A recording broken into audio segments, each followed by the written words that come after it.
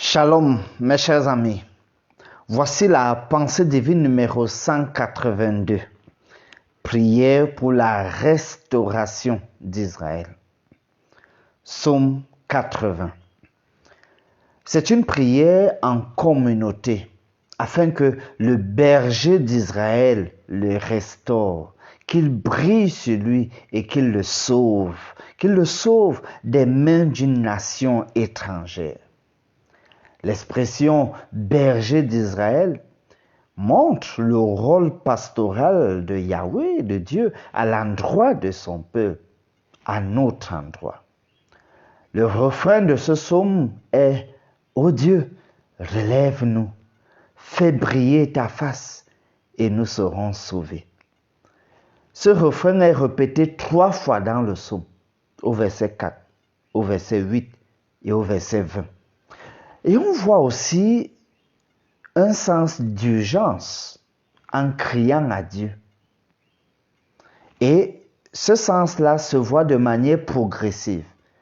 Parce qu'au verset 4, c'est « Ô Dieu ». Au verset 8, c'est « Dieu des armées ». Au verset 20, c'est « Éternel, Dieu des armées ». C'est une prière qui demande l'intervention divine lors d'une crise nationale. Dans le cas d'Israël ici, c'était lorsque l'armée assyrienne avait entouré Israël. Ce moment-là était un temps d'anxiété et d'angoisse, de savoir que l'armée assyrienne était tout autour d'Israël.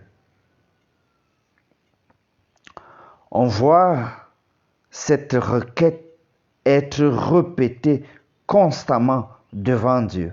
Parce que Dieu est le Dieu des armées, de toutes les armées de l'univers. Et donc, c'est lui qui peut restaurer son peuple et permettre que la paix puisse régner. Chers amis, aujourd'hui encore, nous faisons face à des crises sur le plan national, à des crises sur le plan familial, à des crises sur le plan individuel. On peut avoir le sentiment d'être entouré de toutes parts et simplement avoir même l'écho de ces crises-là, le terrorisme, l'insécurité, tout cela, ça génère l'anxiété et peut pousser à l'angoisse. Mais j'ai envie de te dire que le même Dieu qui hier a démontré sa puissance sur le cosmos, sur l'univers, en tant que le Dieu des armées, le même Dieu est capable de recevoir toutes nos angoisses et nous donner sa paix. Prions.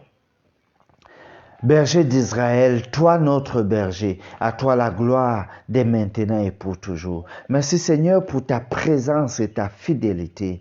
Ô Éternel, Dieu des armées, relève-nous. Fais briller ta face sur nous et nous serons sauvés. Et nous t'adorerons pour toujours. Au nom de Jésus. Amen.